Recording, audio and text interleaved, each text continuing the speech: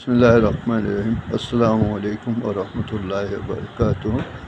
আমি এই সেটটা প্রিন্টিং প্রেসের আমি দীর্ঘদিন প্রিন্টিং প্রেসে ছিলাম সৌদি আরবে, প্রায় 30 বছর।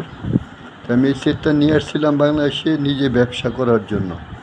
ফয়েল প্রিন্ট মেশিন, এটা কমপ্লিট সেটটা আর কি, মানে শুধু মেশিনে সেট করা, যে কোনো মেশিন আপনি নেন ওইটার উপরে এটাকে সেট করতে হবে শুধু।